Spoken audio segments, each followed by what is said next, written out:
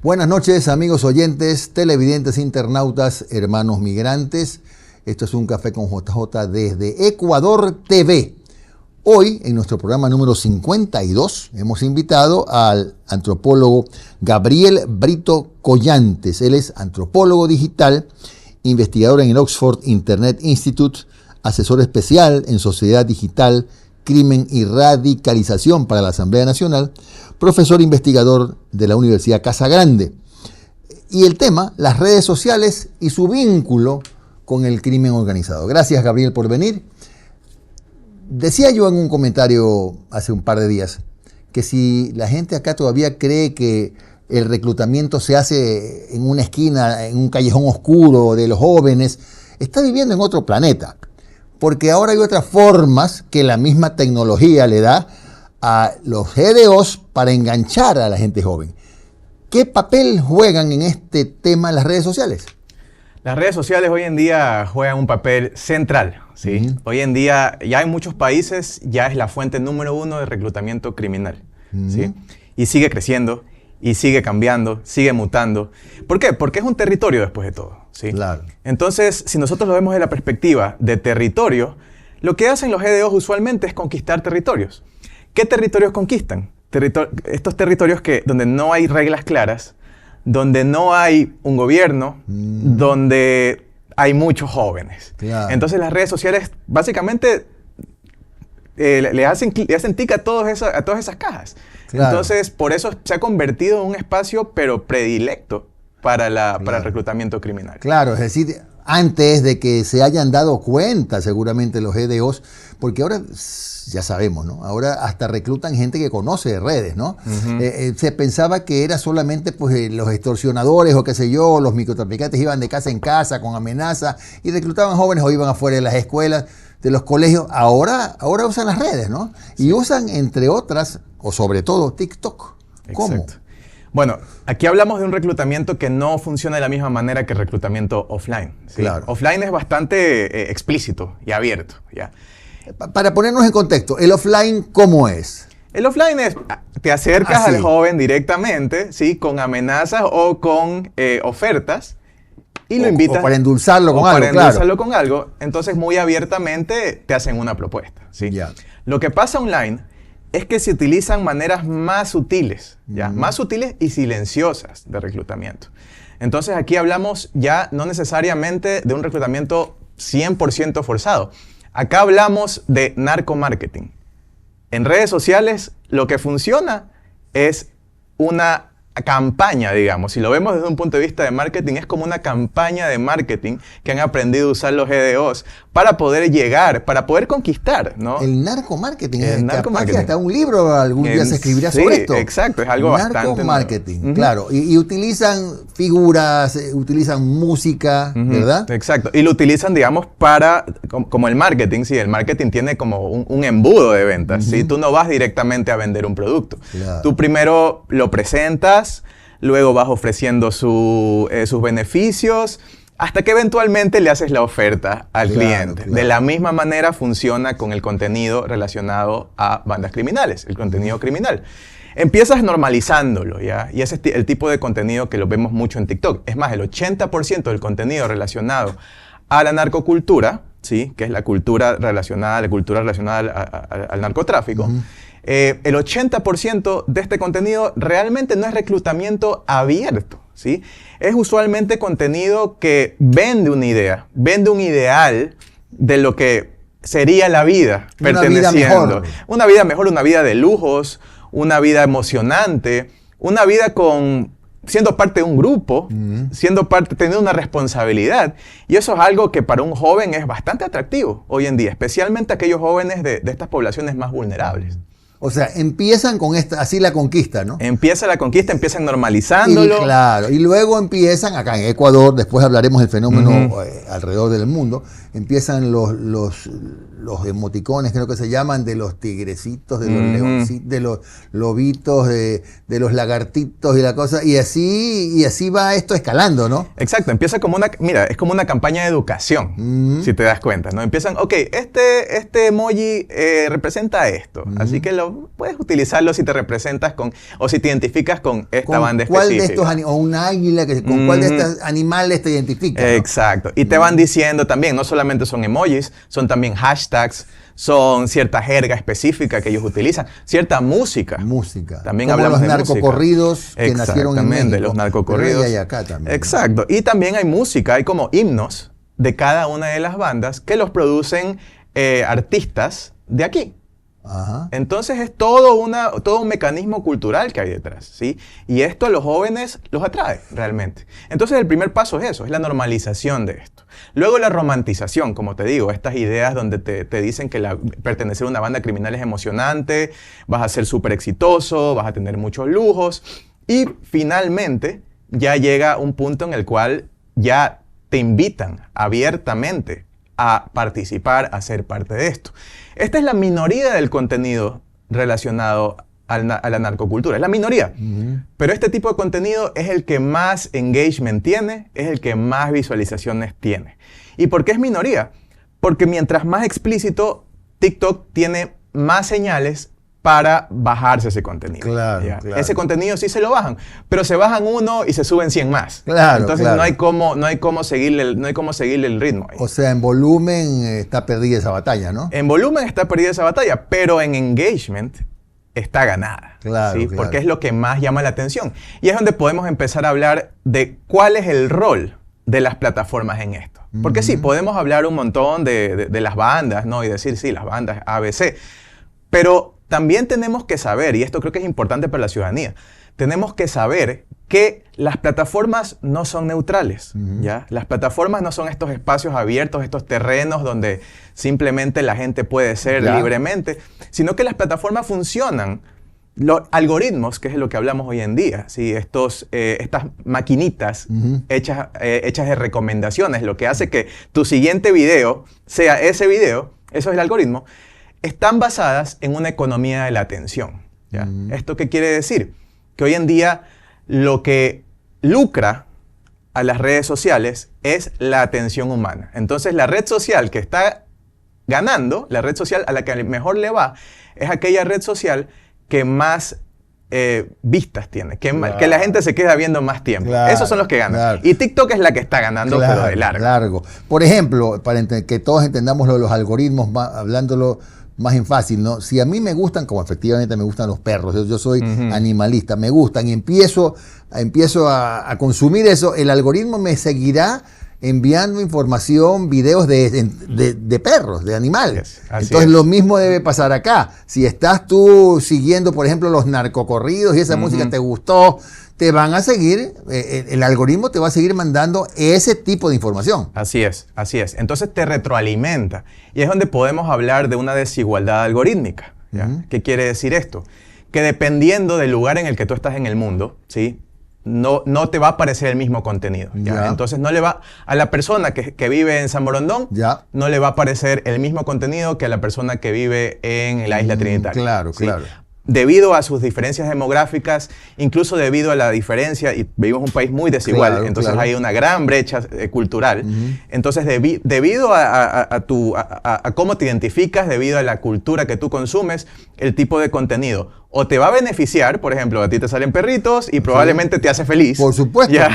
O te puede realmente destruir la vida. Entonces hay que tener cuidado, hay que tener mucho cuidado. Y el primer paso es saber cómo funcionan estos algoritmos y saber cuál es el incentivo que hay detrás. Saber que estas no son plataformas neutrales y que por ende nosotros como usuarios tenemos la responsabilidad de cuidar. ¿Sí? Cuidarnos a nosotros mismos, pero también, si eres un padre de familia, cuidar a tus hijos. Claro. Y por otro lado, también tenemos a los legisladores, tenemos al gobierno.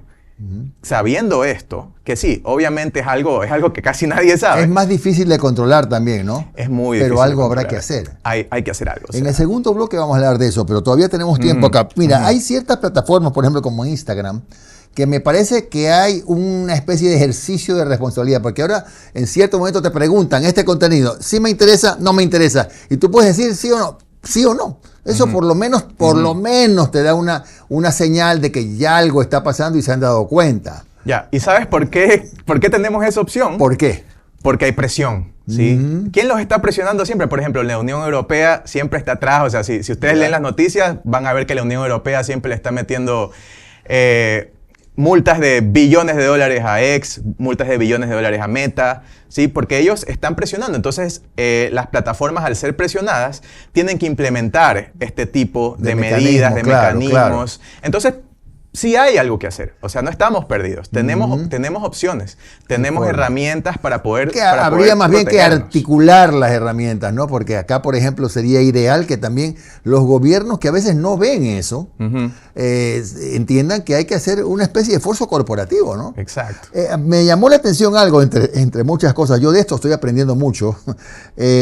Artistas urbanos que también están siendo utilizados por los videos. ¿Y saben esos artistas que lo están utilizando? No solo saben, o sea, son parte. Son parte. Sí, o sea, son parte de esto y podemos ver algo que pasa mucho en la cultura. Y seguro cobran bien, ¿no? Probablemente. Y algo que pasa mucho con la cultura criminal es que la gente no vive mucho. Entonces, muchos de estos artistas ya están muertos. Claro. Y desgraciadamente eso incluso los hace más populares, porque se convierten en leyendas, ¿sí? Entonces también, una vez más, si nosotros volvemos al algoritmo y vemos TikTok, probablemente el hecho de que tú pongas una canción de este artista urbano que pertenece a tal banda, eso va a hacer que incluso tu contenido tenga más engagement. Claro. Y ahí viene la parte también de cuál es el rol del usuario, ¿sí? ¿Cuál es el rol del joven? Y aquí es donde viene el éxito. Yo creo que esta es la parte donde hay más, que ayuda a tener éxito a las bandas criminales. Y es que el usuario, por ejemplo, el joven, no solamente es un consumidor del contenido, sino también es un productor del contenido. Porque en redes sociales hablamos de que cualquier usuario de redes sociales es tanto consumidor, pero también productor. Claro, tú puedes, de la misma manera que tú consumes contenido, también tienes la facultad para crearlo. Entonces, ¿qué pasa? Cuando el joven consume este tipo de contenido, siente un sentido de pertenencia y ve que también este tipo de contenido tiene mucho engagement, tiene muchas visualizaciones y el joven lo que quiere es pertenecer. No, y además hay gente que casi que hay jóvenes que casi dan la vida por un like. Exactamente. Y por un like son capaces de subir cualquier cosa. No todos, excepciones hay muchas, ¿no? Así es. Y sí, en el otro bloque también hablaremos de algo que a mí me llama poderosamente la atención. Acá estamos muy preocupados los analistas, los estadísticos y todo, de que los jóvenes y su influencia en la elección para elegir, para no elegir, para escoger a tal o cual candidato. Pero caramba, preocupémonos de que los jóvenes no estén inmersos en este narcomarketing que debería tenernos ya con las antenas detectando el problema grave. Ya regresamos con Gabriel Brito en el siguiente bloque. No se vayan.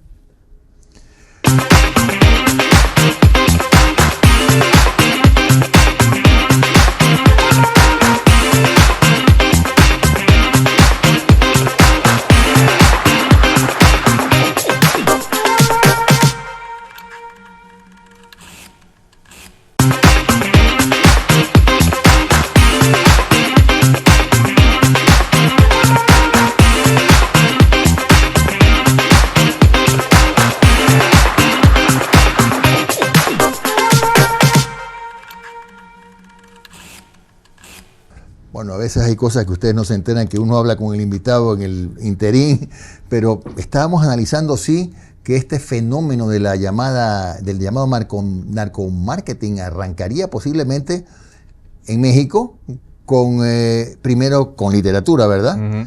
Luego con novelas y ahora ya hasta en Netflix. Exacto. Están en todas partes. Y esto ha tenido una especie de efecto de contagio, ¿no?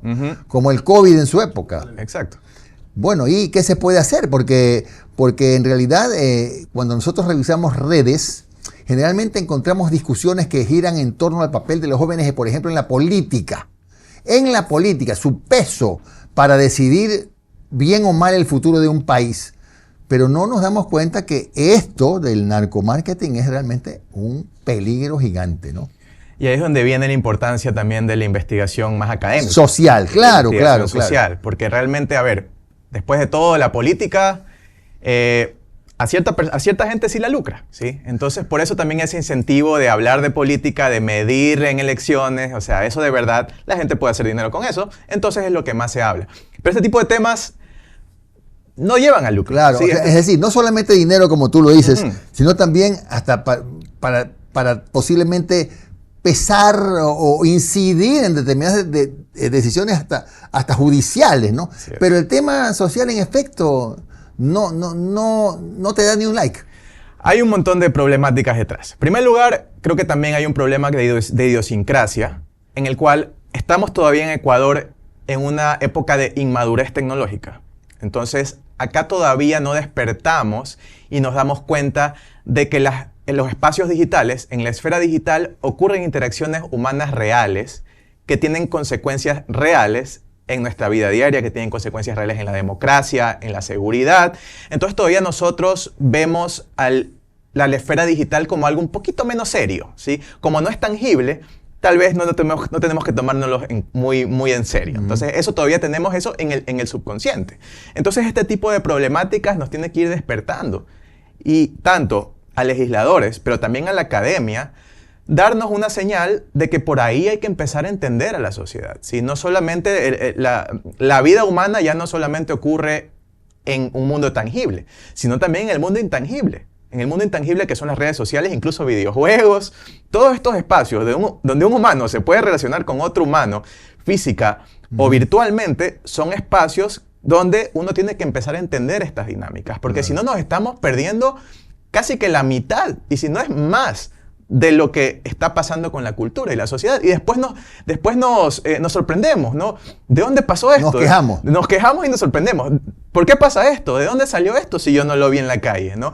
¿Por qué yo no puedo controlar a las bandas criminales si el país está militarizado? ¿Por qué sigue ocurriendo esto? Claro, bueno, porque siguen apareciendo, como esto del narcomarketing, otras estrategias y otros caminos u otras posibilidades de seguir expandiendo este negocio realmente macabro, ¿no? Las redes ahora están reventando con esto. Por ejemplo, este tipo de temas con el que estamos hablando con Gabriel deberían ser expuestos en foros, en colegios, en universidades, o sea, no solamente, claro, todo es importante, abordar tema económico, tema de desarrollo agrícola, que el tema petrolero, o lo que digo yo, que somos pobres porque queremos, y eso es la verdad, pero estos temas deberían concentrar la atención de los académicos, por ejemplo. Sí, de verdad, ya está empezando. Ha comenzado. Sí, hay que reconocerlo, que ha comenzado. Ha comenzado tanto en academia también como en asamblea. Ya se está trabajando estos proyectos. Pero no es suficiente todavía. No es suficiente. O sea, yo sí he asesorado a asamblea en temas de cómo incluir la parte más social dentro de leyes, por ejemplo, de ciberseguridad, donde se protege mucho los datos de las personas, pero nos olvidamos de las personas en sí. Claro. Entonces, eso todavía falta trabajarlo, pero ya hay un trabajo que se está empezando, pero sí tenemos que acelerar un poquito más, porque ese es el problema con la tecnología.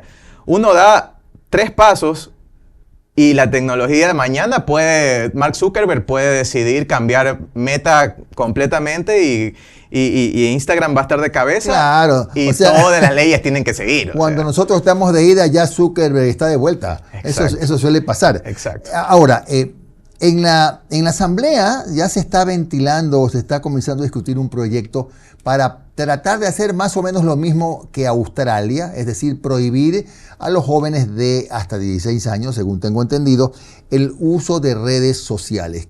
¿Qué te parece, Gabriel? Es un experimento interesante, sí, pero tiene muchos problemas. Pero para mí son intentos, sí, son intentos, y para mí, o sea, yo todavía dudo de la efectividad de estas medidas, porque como te digo, son experimentales. Australia ha tomado un paso interesante, pero aquí lo importante no es decir, ok, ya puse la ley, entonces ya solucionamos el problema, sino más bien ponemos la ley, pero a la vez también implementar un mecanismo de medición de cómo va a ir funcionando esa ley. Tiene que ir de la mano, un seguimiento, porque estamos en terreno nuevo. ¿Sí? Estamos en un terreno todos, o sea, Ecuador, Australia, Kenia, todos estamos en el mismo lugar. Entonces, Ecuador incluso, digamos, sabiendo que esto es todavía nuevo, Ecuador tiene la oportunidad para ofrecer al mundo tal vez una nueva arista, ¿sí? En política pública. Tal vez una perspectiva que tal vez los australianos, los británicos están perdiendo. Porque nosotros tenemos nuestros problemas endémicos, que por ejemplo la violencia, así que no existe en Australia. En Australia tienen otros problemas, y radicalización, como ya vimos el otro día que hubo este tiroteo. Entonces son otros problemas. Pero ahí viene la importancia también, ¿no? De cómo Ecuador puede contribuir también a la conversación global alrededor de la regulación de estos espacios. Pero también hay que estar preparados, porque la razón por la cual no se ha regulado todavía los espacios digitales es porque a las plataformas no les conviene.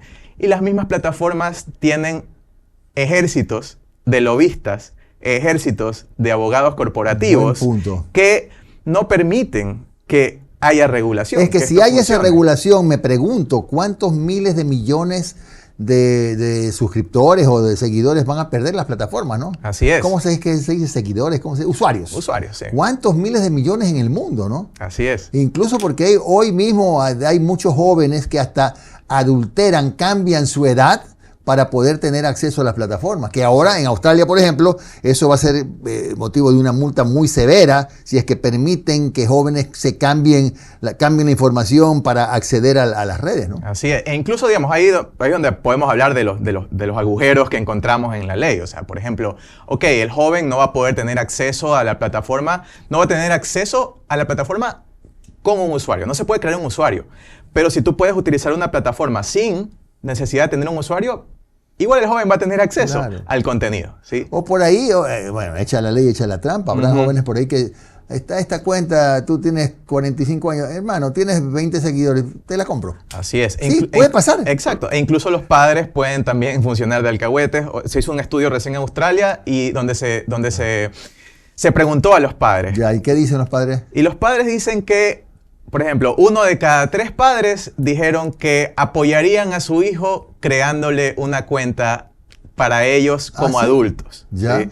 Porque eso también, o sea, a ver, si mañana nosotros de un día para el otro prohibimos las redes sociales para menores, también les estamos cortando la posibilidad para conectarse entre ellos. Claro. Entonces, y el acceso al conocimiento también, ¿no? Cuando usas bien las redes. Exacto, y el acceso al conocimiento. Entonces, de un momento a otro, este chico que tenía un grupo de WhatsApp, de Instagram con sus amigos, ya no va a poder comunicarse por ese lado.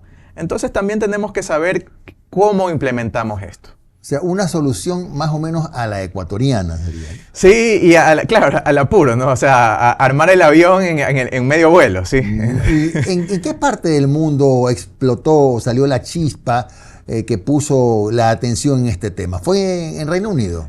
En Reino Unido, a ver, Estados Unidos realmente, que es el lugar donde nacieron las redes sociales, sí se ha venido haciendo esfuerzos desde el nacimiento de las redes sociales, claro, pero para proteger a los americanos. Claro. ¿Sí? O sea, y con todo derecho, ¿sí? Lógico. Lo que pasa es que estas plataformas son un monstruo nuevo, son transnacionales, pero tienen sus data centers en Estados Unidos. O sea, básicamente toda la data que nosotros producimos como usuarios no nos pertenece a nosotros, y eso también es importante saberlo. Le pertenece a la misma plataforma. Claro. Y entonces, claro, yo no tengo mañana como usuario, porque nadie lee los términos y condiciones, entonces mañana como usuario, yo puedo estar creando todo el contenido que quiero, pero si yo mañana quiero decirle a Facebook, tal vez este contenido me pertenece a mí, Facebook va a decir, no, esto me pertenece a mí, esto es mío, yo lo puedo vender y lo puedo utilizar como me da la gana. Gabriel, ya para la parte final, hemos hecho ya la radiografía de esta crisis, ¿no? Pero ¿qué se puede hacer en Ecuador, aquí, en este país, para que los jóvenes, los padres de familia sobre todo, y los jóvenes que a lo mejor no se han dado cuenta, puedan, bueno, entender y ver que están en terreno pantanoso? ¿Qué pueden hacer aquí? En primer lugar, tenemos que cambiar la mentalidad. En 2 minutos, por favor. Sí, cambiar la mentalidad y saber que hablamos de un territorio digital, que es real. Y por otro lado, ya hablando de legislación, educación, ¿sí? Educación, alfabetización digital profunda, que no solamente es aprender a utilizar computadoras, aprender a utilizar programas, sino es saber hacia dónde ir, qué tipo de contenido consumir, tener criterio. Y por otro lado, presión a las plataformas. Tenemos que, como país y como región, porque estas plataformas son muy fuertes, entonces necesitamos unidad entre todos los países que se ven afectados por problemas como, por ejemplo, el reclutamiento, que no solo Ecuador, poner presión a estas plataformas, porque al final de cuentas, ellos son, en estos terrenos digitales, en estos territorios digitales, ellos son quienes ponen las reglas. Entonces, los legisladores hoy en día tienen la obligación de acercarse a estas plataformas, comunicar estas problemáticas que están ocurriendo, que tal vez algunas plataformas no las conocen a profundidad, y llegar a acuerdos, ¿sí? Llegar a acuerdos. Y si no quieren llegar a un acuerdo, empezar a intervenir de una manera con presión, ¿sí? Con presión social. Sí, porque hay que presionar, puesto que uno ve a veces el trato diferente que dan ciertas plataformas. De pronto en una plataforma tú pones un carajazo y te cierran la cuenta. Pero resulta que hay estos videos relacionados con el narcomarketing y siguen, nadie, no los tocan. Entonces, hasta en eso me parece a mí que hasta para eso hay que ejercer esa presión con las plataformas, ¿no? Pero en todo caso, lo importante es que empezar a hablar de esto, empezar a socializar este tema para que sobre todo los padres de familia, porque de ahí empieza el tema, sobre todo los padres de familia se den cuenta y adviertan y que aterricen en el peligro que está girando alrededor de sus hijos, sobre todo niños y adolescentes, porque según conozco desde los 10 años ya los están tentando. Gracias a Gabriel Brito Collantes por esta información tan valiosa aquí. Con ustedes, amigos televidentes, regresaremos mañana viernes a las 10 de la noche en Ecuador TV. Que tengan un buen descanso.